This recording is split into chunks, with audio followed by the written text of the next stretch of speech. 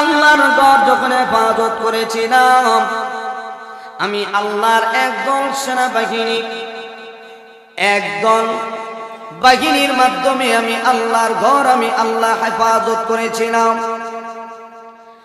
এমন সৈনিক আমি আল্লাহ পাঠিয়ে দিলাম। আল্লাহ রাব্বুল আলামিন বলেন, আলাম তারা কাইফা ফাআলা রাব্বুকা বিআসহাবিল ফিল আলাম ইয়াজআল কাইদাহুম ফি তাদনীন ওয়া আরসালা আলাইহিম طيرا أبابيل ترميهم بحجارة من سجيل আল্লাহ রাব্বুল আলামিন বলেন, বন্ধু আমার, আপনি কি দেখেন না আমি আল্লাহ গস্তি বাহিনীর সাথে কেমন ভাবে আচরণ করলাম? আমি আল্লাহ তাদের মুখ ভেঙে দিলাম, তাদের যে চিন্তা চেতনা ছিল আমি তা ভেঙে দিলাম। ওয়া আরসালা আলাইহিম তায়রান আবাবিল, আমি আল্লাহ আমার একদল সেনাবাহিনী পাঠিয়ে দিলাম, একদল পাখি যাকে যাকে আমি আল্লাহ পাঠিয়ে দিলাম। ওয়া আরসালা আলাইহিম তায়রান আবাবিল, এই সৈনিকগুলো যখন যাকে যাকে আদেশ হয়ে গেল, আল্লাহ রাব্বুল আলামিন বলেন, তারমিহিম বিহিজারাতিন মিন সিজিল, আমি আল্লাহ ওই সৈনিকের সাথে এক এক দুইটা করে অস্ত্র আমি আল্লাহ দিয়েছিলাম। সুবহানাল্লাহ, জোরে বলেন। পাখি ছোট ছোট, এই ছোট ছোট পাখির পা তো আরো ছোট, এই ছোট ছোট দুইটা পায়ের মধ্যে আমার দুইটা করে অস্ত্র। তাফসীরে মাযহারের ভিতরে আল্লামা সাল্লাল্লাহু আলাইহি রাহমাতুল্লাহি আলাইহি লেখেন, এই অস্ত্রগুলির মধ্যে প্রত্যেকটা বিমান কাফেরের নাম লেখা ছিল। যে পাথরের মধ্যে যে বিমানের নাম লেখা ছিল, ওই পাথরটা তার উপরে গিয়ে নিক্ষেপ হয়েছে, সঙ্গে সঙ্গে দুনিয়ার জমিন থেকে বিদায় হয়ে গেল। এই জন্য আমার বলেন তো দেখি, আল্লাহর সৈনিক আছে না নাই? আরো শুনে বলেন। এই জন্য আমার আল্লাহর বিভিন্ন প্রকারের সৈনিক আছে। পিপিলিকাও আল্লাহর এক ধরনের সৈনিক। আমার ভাই, আল্লাহ রাব্বুল আলামিন বলেন, আমি আল্লাহ সম্পদের অভাব নাই। এ বান্দা, তাহলে ভয় করবা আমি আল্লাহকে। আমি আল্লাহর ক্ষমতা বেশি। শুধু তা না, আমি আল্লাহর সৈনিকের অভাব নাই, অস্ত্রের অভাব নাই, অর্থ সম্পদের অভাব নাই। তাহলে আমরা ভয় করব কাকে? আরো জোরে বলেন। এই জন্য আমার ভাইরা, আল্লাহ রাব্বুল আলামিন বলেন, ইয়া আইয়ুহাল্লাযীনা আমানুত্তাকুল্লাহ, হে ঈমানদাররা, আমি আল্লাহকে ভয় করো। শুধু তা না, হাক্কা তুকাতি, ভয় করার মতো ভয় করো। ওয়ালা তামুতুন্না ইল্লা ওয়া আনতুম মুসলিমুন, বান্দারে মুসলমান না হয়ে কিন্তু মরবা না। এই জন্য আমার এক নাম্বার প্রশ্ন করেছিলাম, কেন আল্লাহকে ভয় করব? এখন আসুন 2 নম্বরে, কিভাবে আমরা আল্লাহকে ভয় করব? আল্লাহ রাব্বুল আলামিন বলে, বান্দারে আমি আল্লাহকে ভয় করো, ভয় করার মতো ভয়। সুবহানাল্লাহ, জোরে বলেন। এরপরে আল্লাহ বলেন, ওয়ালা তামুতুন্না ইল্লা ওয়া আনতুম মুসলিমুন, এ বান্দা সাবধান, মুসলমান না হয়ে কিন্তু মরবা না। তাহলে আমরা তো সবাই বিশ্বাসী, আমরা মুসলমান। কথা বলেন না, আমরা কি সবাই ইমানদার না? আমরা সবাই তো ইমানদার, সবাই তো মুসলমান দাবি করি। আল্লাহ রাব্বুল আলামিন জানে আমরা কেমন ইমানদার, কেমন মুসলমান। এই জন্য কোন রকম 2 ওয়াক্ত নামাজ যদি জামাতে পড়তে পারে, এখন 4 হোটেলে গিয়ে বসে বসে চা খায় আর পান খায়, আর যে 1 ওয়াক্ত নামাজ আছে তোমাদের ঈমানই নাই। আল্লাহুম্মা সাল্লি আলা মুহাম্মাদিন ওয়া আলা আলি মুহাম্মাদ। محمد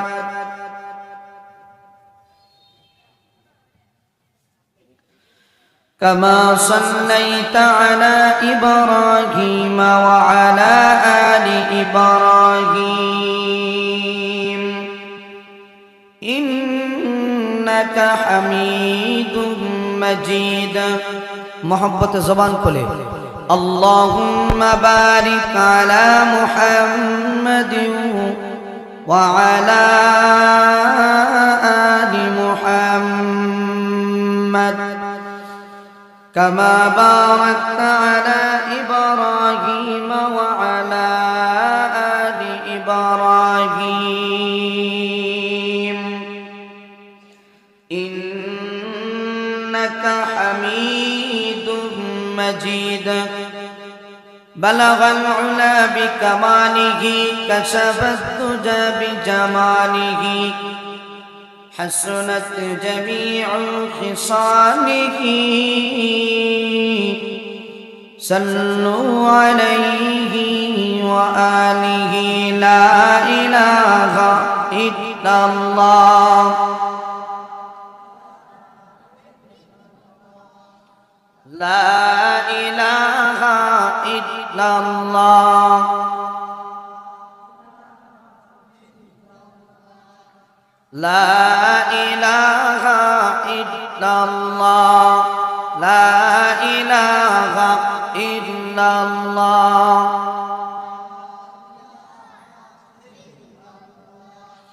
لا إله إلا الله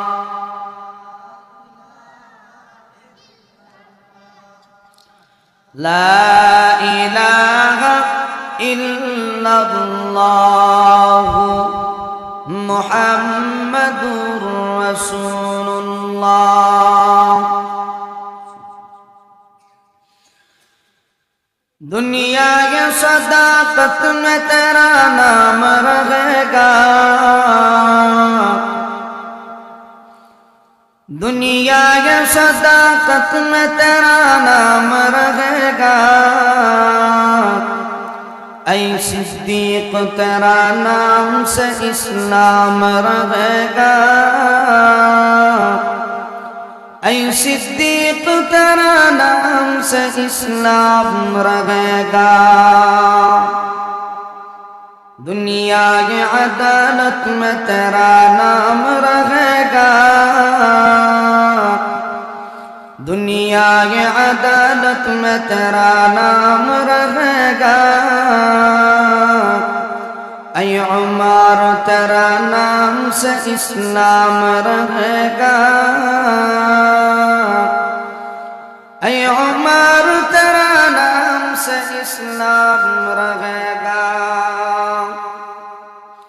دنیا کے سخاوت میں تیرا نام رہے گا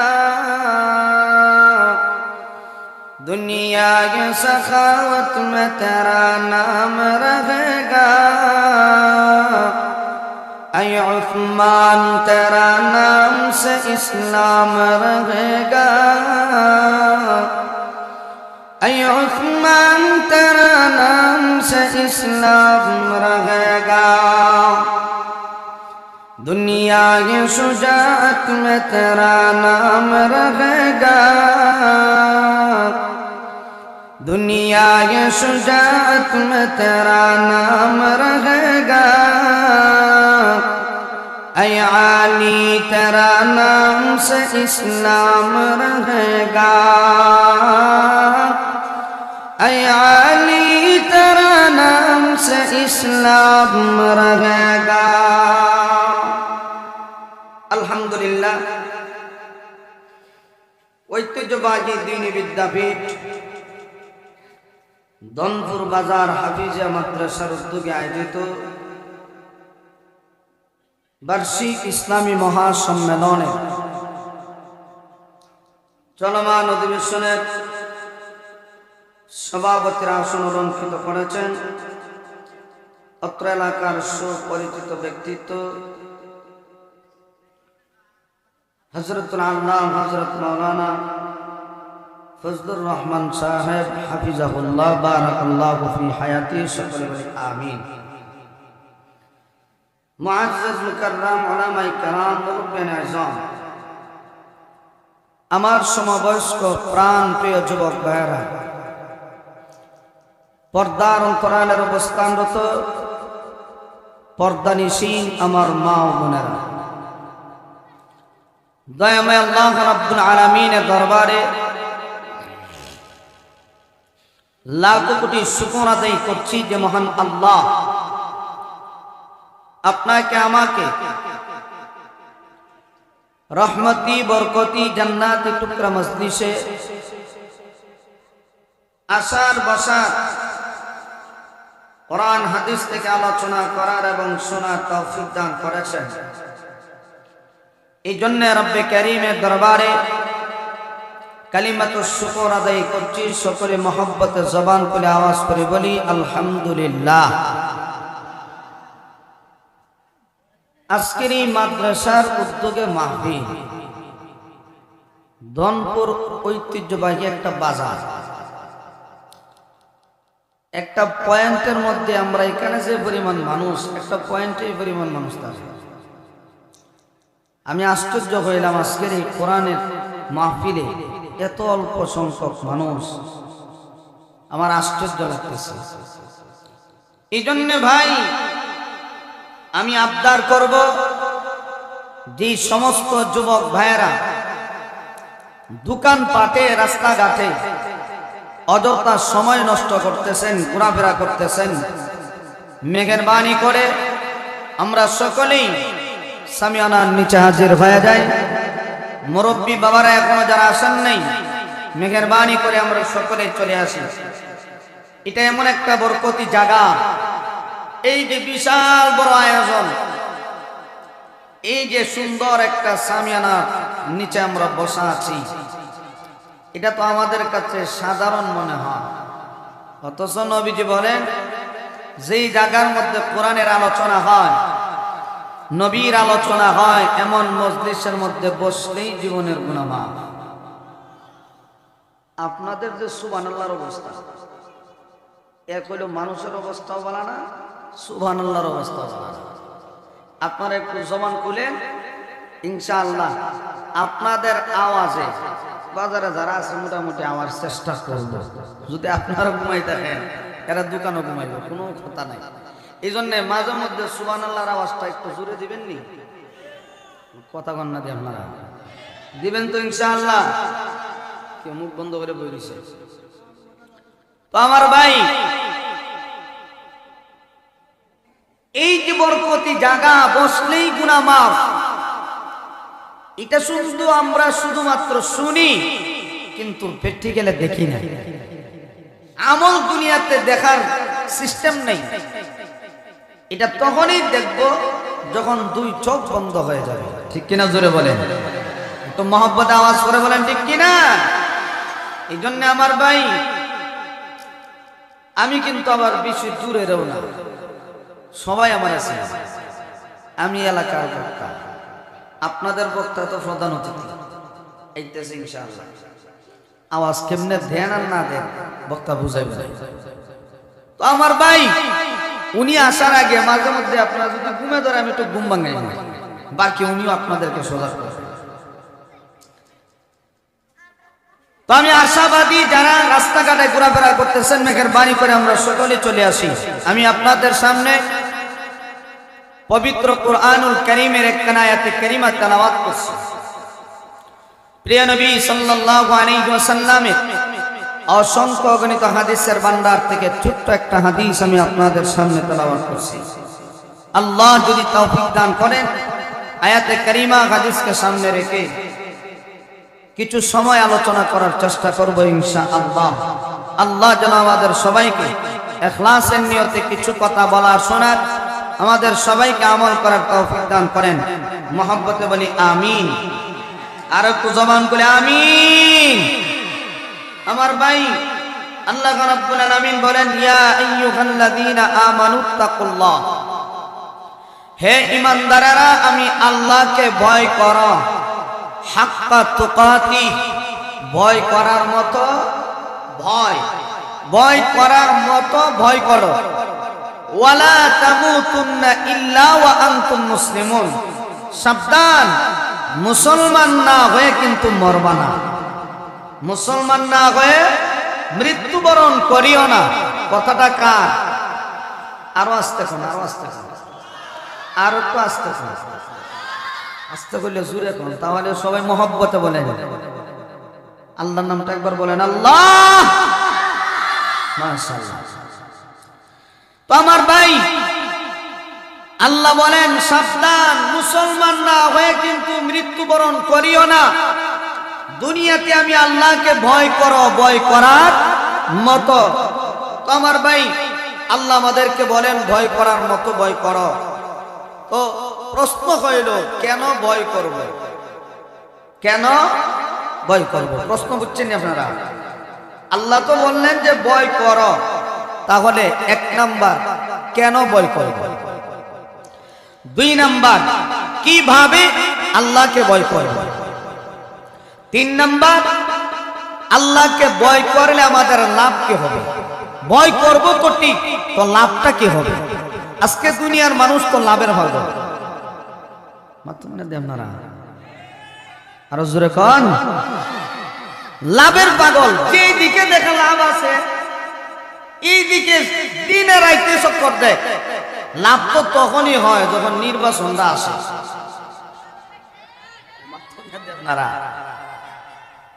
নির্বাচন আইলে এমন লাভ, দরজা খুললে ঘুমায়। কোন নেতা আইব আল্লাহ জানে। আর যেইটাই ঢুকে মোটামুটি 2-5-10,000-এর নিচে তো আর দিত না। যদি 4-5 জন আয় 2,000 দিলে তো 10,000 টাকা, ঠিক না? 10 মন দান লইল তো বছর খানি যাইব আগামী নির্বাচনের আগ পর্যন্ত, ঠিক না? তো আমার ভাই,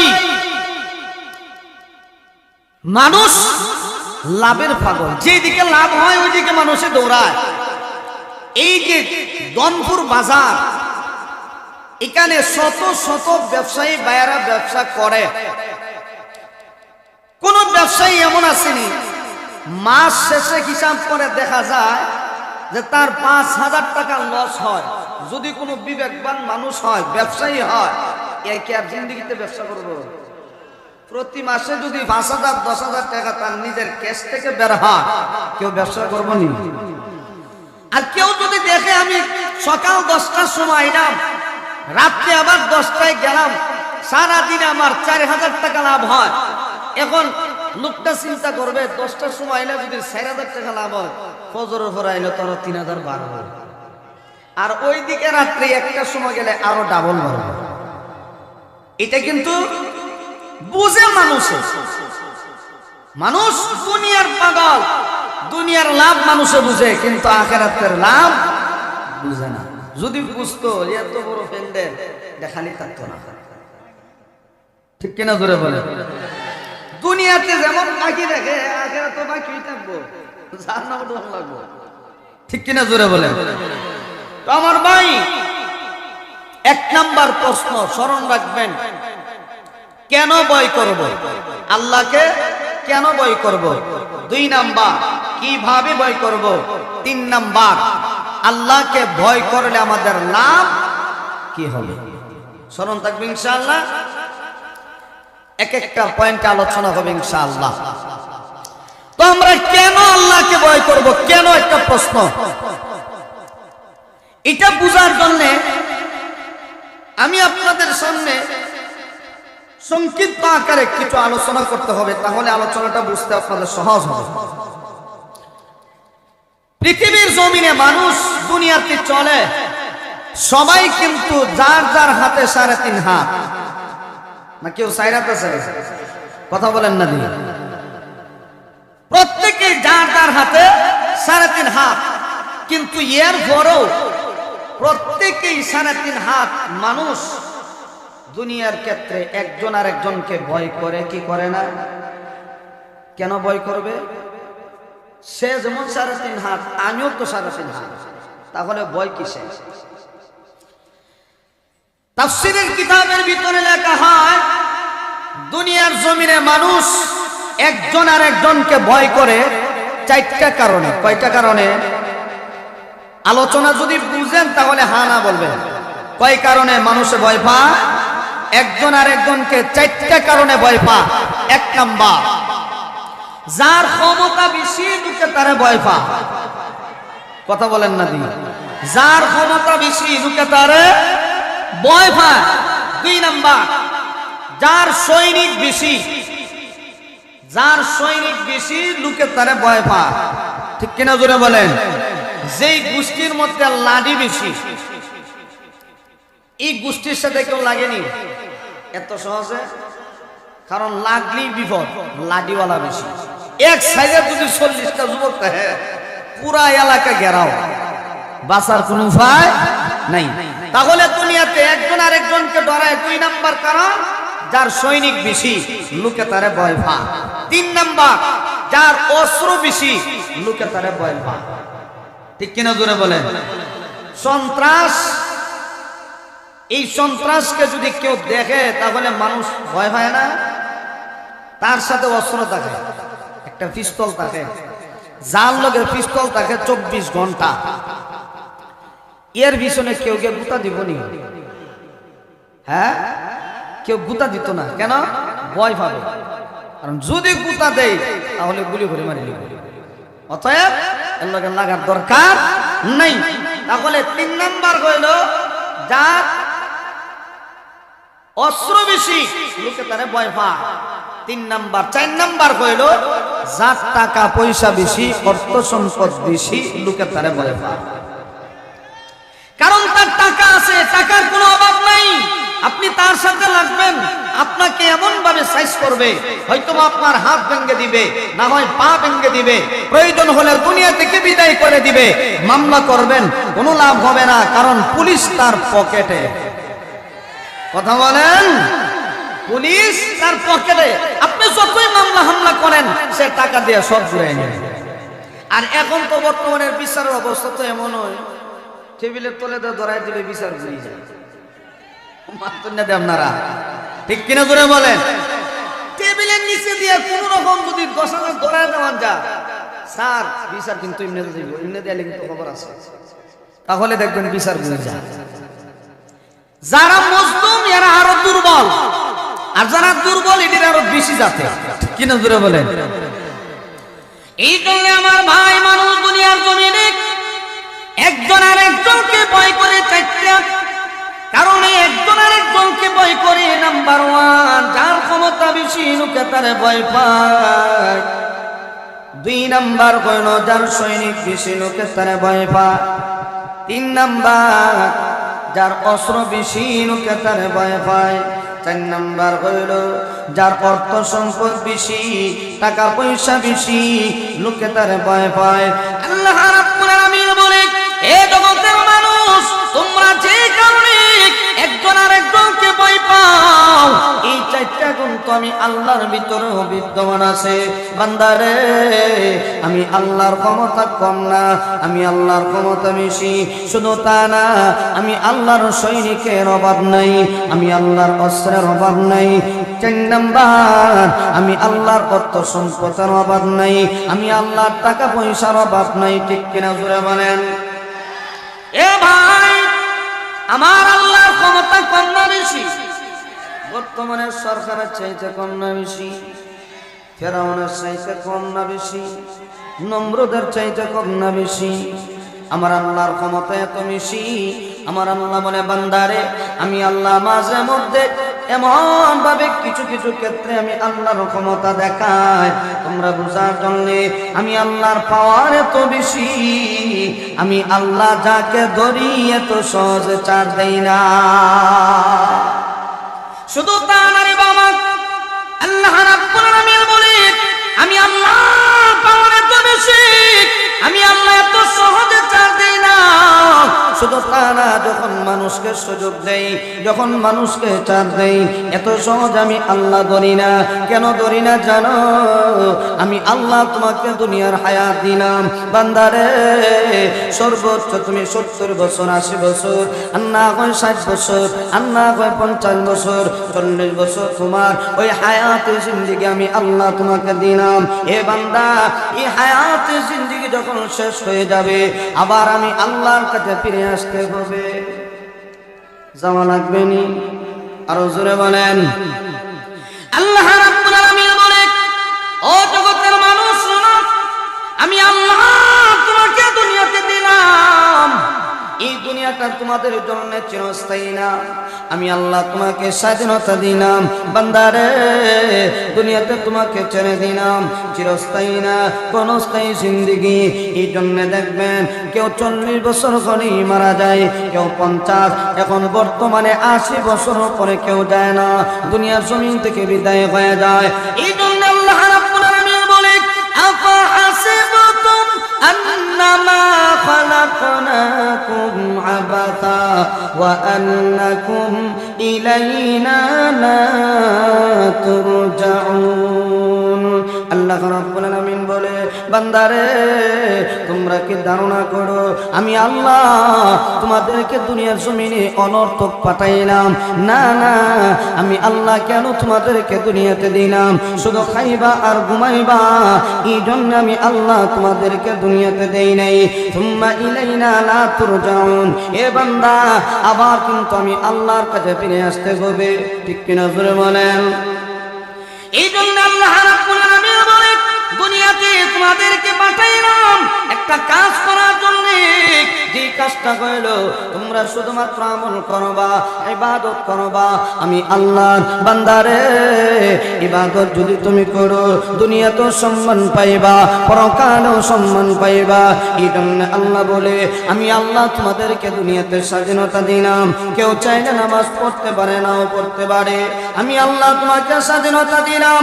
এ বান্দা, আমি আল্লাহ তোমাকে এমন ভাবে স্বাধীন করে দিলাম, তুমি জান্নাতের পথে চলতে পারো, জাহান্নামের পথেও চলতে পারো। বান্দারে, আমি আল্লাহ তোমাকে যখন ধরবো তো কঠিন ভাবেই ধরবো, আর যখন ধরি না তোমাদেরকে স্বাধীনতা দিলাম, যেই দিকে মনে চায় ওই দিকেই যাইতে পারো। ওয়াহাদাইনাহুন নাজদাইন, আল্লাহ রাব্বুল আলামিন বলেন, আমি আল্লাহ তোমাদেরকে দুইটা রাস্তা দিলাম, একটা জান্নাতের রাস্তা আর একটা জাহান্নামের রাস্তা। বান্দারে, তুমি জান্নাতের রাস্তায় চলতে পারো, জাহান্নামের রাস্তাও চলতে পারো, কিন্তু স্মরণ রাখবা সীমালঙ্ঘন যদি অতিরিক্ত হয়ে যায় তখন আমি আল্লাহ আমার ক্ষমতা এমন ভাবে দেখাবো, বান্দা আমি আল্লাহর হাত থেকে ছুটতে পারবে না। যেমন ভাবে সীমা লঙ্ঘন করেছিল নমরুদ, যেমন ভাবে সীমা লঙ্ঘন করেছিল ফেরাউন, আমার আল্লাহ বলেন এই নমরুদকে, ফেরাউনকে আমি আল্লাহ এমন ভাবে শেষ করলাম। আমি আল্লাহ তাদেরকে সুযোগ দিলাম। এখন সুযোগ পাওয়ার পরেও এত তিরঞ্জিত হয়ে গেছে, আমার আল্লাহ বলে এখন আর ছাড় দেওয়া যাবে না, এখনই ধরার টাইম। আল্লাহ যখন ধরে ফেললেন, এমন শক্তভাবে ধরলেন, আল্লাহু আকবার, নমরুদের অস্তিত্ব নাই, শুধু তা না ফেরাউনের অস্তিত্ব নাই। এই জন্য ভাইরা আমার, কথাগুলি মনোযোগ দিয়ে বুঝবেন। আল্লাহ রাব্বুল আলামিন বলে, বান্দারে আমি আল্লাহর ক্ষমতা এত বেশি, মাঝে মধ্যে ক্ষমতা দেখায়। এর বেলা ফেরাউনের বেলা যেমন ক্ষমতা দেখাইছি, নমরুদের বেলা যেমন ক্ষমতা দেখাইছি। যে আল্লাহ ফেরাউনকে সাইজ করছে, যে আল্লাহ নমরুদকে সাইজ করলেন, এই আল্লাহ এখনো আসেনি। কথা বলেন না যে আসেনি? আরো জোরে বলেন। فَأَمَّا مَنْ طَغَى وَآثَرَ الْحَيَاةَ الدُّنْيَا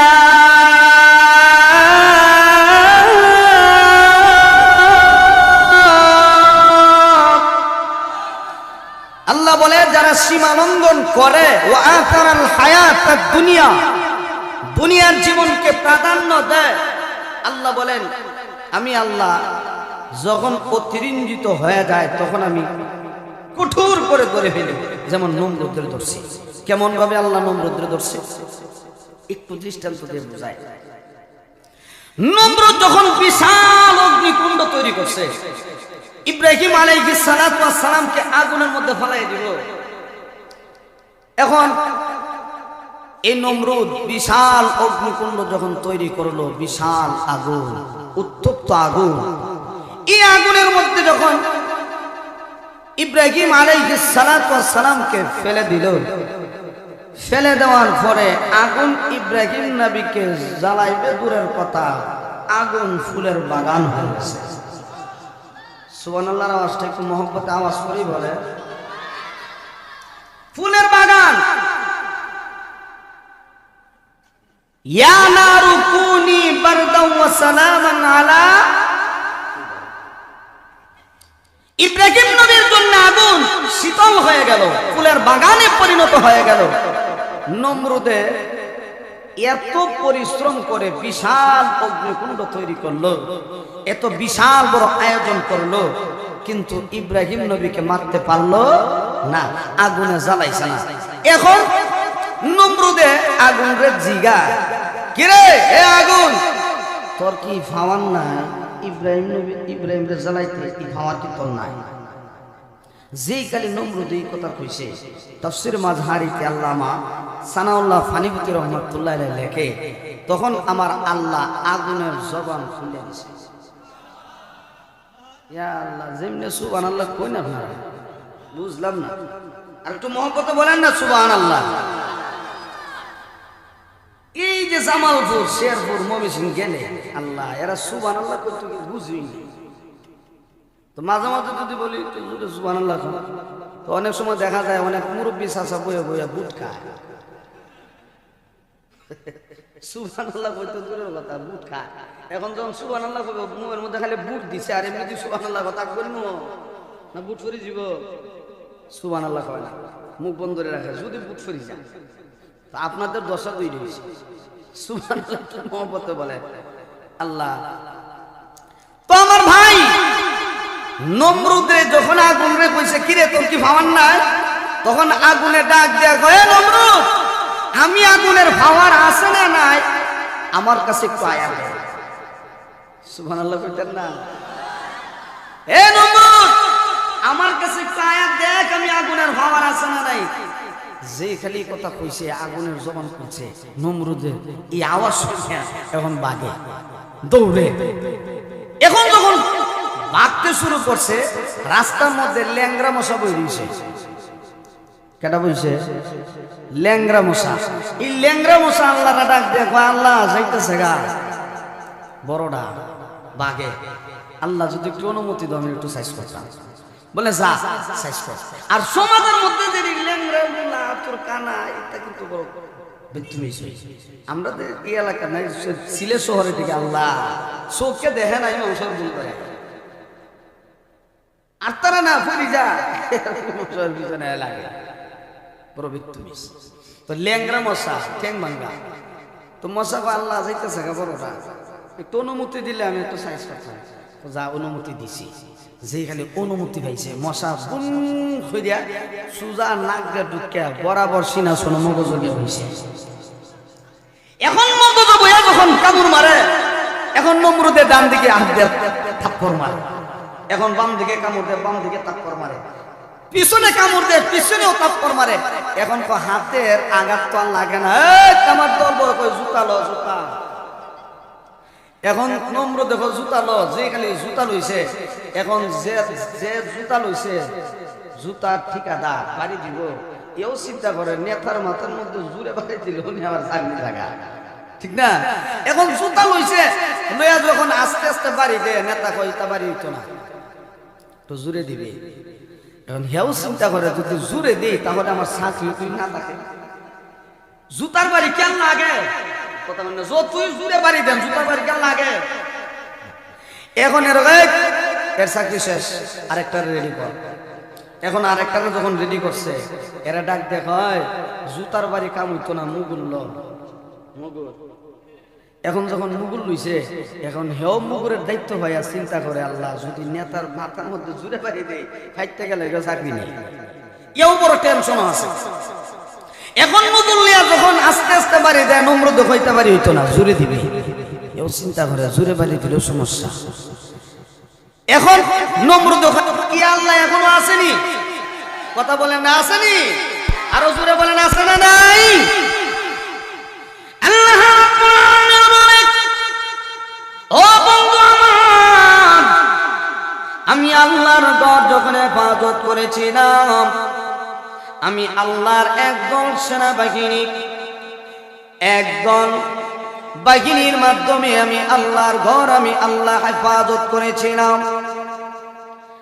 এমন সৈনিক আমি আল্লাহ পাঠিয়ে দিলাম। আল্লাহ রাব্বুল আলামিন বলেন, আলাম তারা কাইফা ফাআলা রাব্বুকা বিআসহাবিল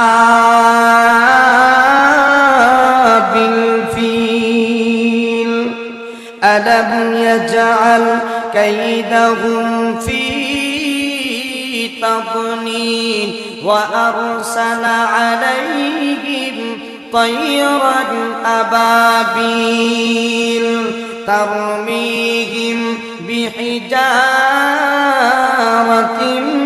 من سجيل আল্লাহ রাব্বুল আলামিন বলেন, বন্ধু আমার, আপনি কি দেখেন না আমি আল্লাহ গস্তি বাহিনীর সাথে কেমন ভাবে আচরণ করলাম? আমি আল্লাহ তাদের মুখ ভেঙে দিলাম, তাদের যে চিন্তা চেতনা ছিল আমি তা ভেঙে দিলাম। ওয়া আরসালা আলাইহিম তায়রান আবাবিল, আমি আল্লাহ আমার একদল সেনাবাহিনী পাঠিয়ে দিলাম, একদল পাখি যাকে যাকে আমি আল্লাহ পাঠিয়ে দিলাম। ওয়া আরসালা আলাইহিম তায়রান আবাবিল, এই সৈনিকগুলি যখন যাকে যাকে আতের হয়ে গেল, আল্লাহ রাব্বুল আলামিন বলেন, তারমিহিম বিহিজারাতিন মিন সিজিল, আমি আল্লাহ ওই সৈনিকের সাথেও এক এক দুইটা করে অস্ত্র আমি আল্লাহ দিয়েছিলাম। সুবহানাল্লাহ, জোরে বলেন। পাখি ছোট ছোট, এই ছোট ছোট পাখির পা তো আরো ছোট, এই ছোট ছোট দুইটা পায়ের মধ্যে আমার দুইটা করে অস্ত্র। তাফসীরে মাযহারের ভিতরে আল্লামা সাল্লাল্লাহু আলাইহি রাহমাতুল্লাহি আলাইহি লেখেন, এই অস্ত্রগুলির মধ্যে প্রত্যেকটা বিমান কাফেরের নাম লেখা ছিল। যে পাথরের মধ্যে যে বিমানের নাম লেখা ছিল, ওই পাথরটা তার উপরে গিয়ে নিক্ষেপ হয়েছে, সঙ্গে সঙ্গে দুনিয়ার জমিন থেকে বিদায় হয়ে গেল।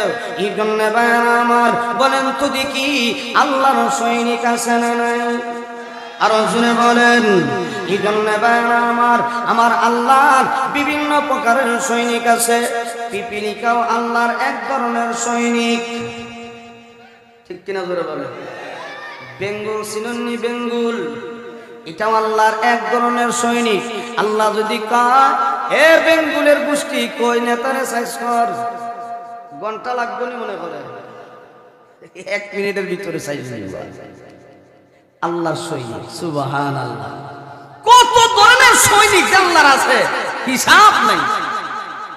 আল্লাহ যদি ধরায় দেখেন একটু সাইজ কর, ল্যাংরা মশা দিয়া যদি আল্লাহ নমরুদের মতো নেতারে সাইজ করতে পারে, ঠিক কিনা জোরে বলে? তাহলে আল্লাহর সৈনিক আছে না নাই? আরো জোরে বলে। এই জন্য আমার ভাই, যে কথা বলতেছিলাম, আল্লাহ বলেন আমি আল্লাহর ক্ষমতা বেশি। কেমন ক্ষমতা? আমি আল্লাহ যখন ধরি বড় কঠিন ভাবে ধরি, ঠিক কিনা জোরে বলে। ইন্না বাতশা রাব্বিকা লাশাদীদ।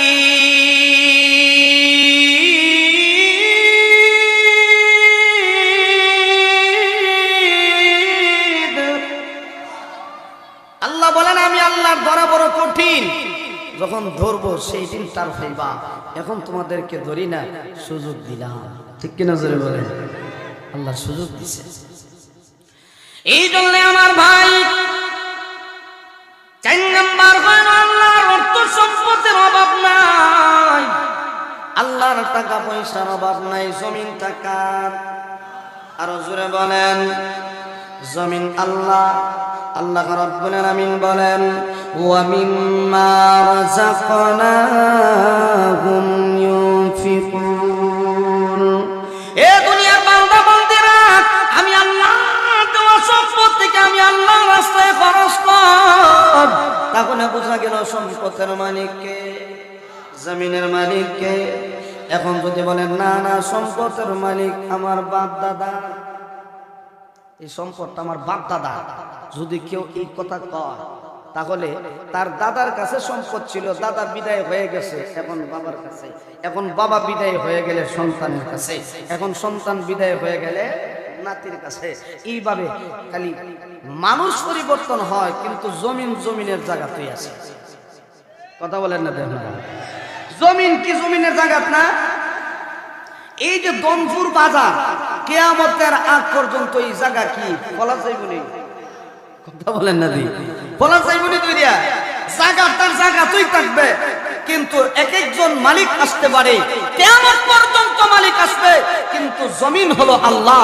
এই জমিন যেভাবে আছে এইভাবেই থাকবে, কিয়ামত পর্যন্ত থাকবে। যখন কিয়ামত শুরু হয়ে যাবে এই জমিন আর জমিন থাকবে না, এই জমিনটা পর্যন্ত আল্লাহ ধ্বংস করবে। এই জন্য আমার ভাই আল্লাহ রাব্বুল আলামিন বলেন আমি আল্লাহ সম্পদের অভাব নাই। এ বান্দা তাহলে ভয় করবা আমি আল্লাহকে, আমি আল্লাহর ক্ষমতা বেশি। শুধু তা না, আমি আল্লাহর সৈনিকের অভাব নাই, অস্ত্রের অভাব নাই, অর্থ সম্পদের অভাব নাই। তাহলে আমরা ভয় করব কাকে? আরো জোরে বলেন।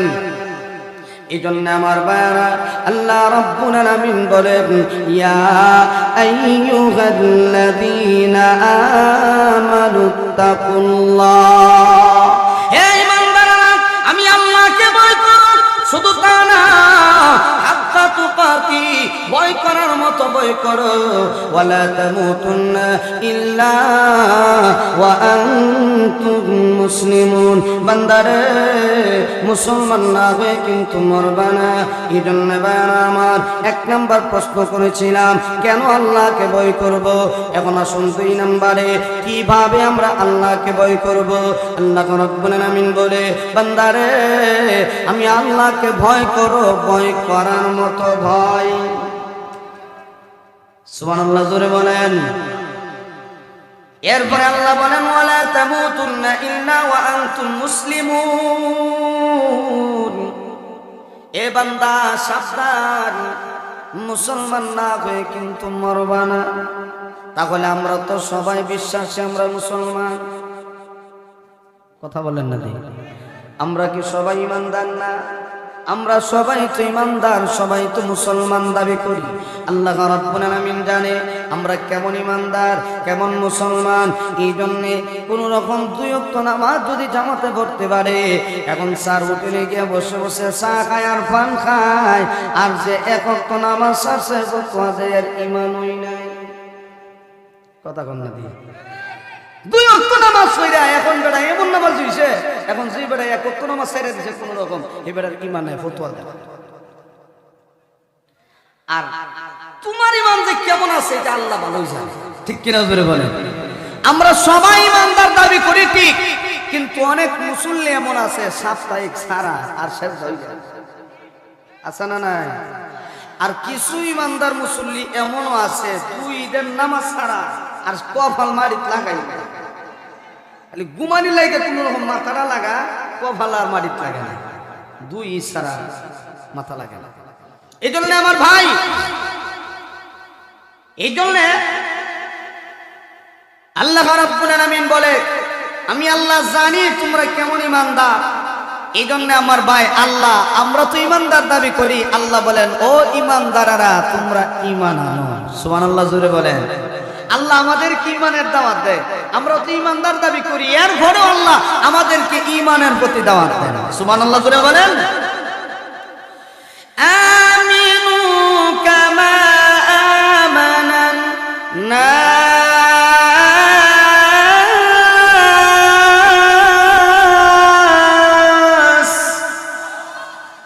আল্লাহ বলে ও ঈমানদাররা তোমরা ঈমান আনো, ওই সমস্ত মানুষদের মতো, সাহাবায়ে কেরামের মতো তোমরা ঈমান আনো। সাহাবায়ে কেরামের ঈমান যেমন মজবুত ছিল, তোমরা এমন ভাবে ঈমানকে মজবুত বানাও। সাহাবায়ে কেরামের আমল যেমন মজবুত ছিল, এমন ভাবে তোমরা আমল বানাও।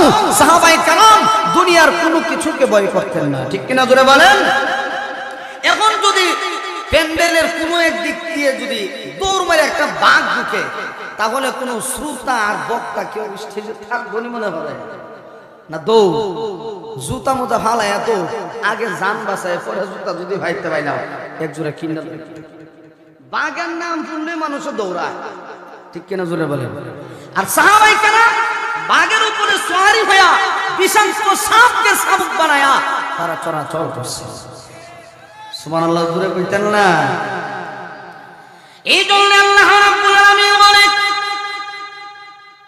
ও ঈমানদার, তোমরা ঈমান আনো, সাহাবায়ে কেরামের মতো ঈমান আনো।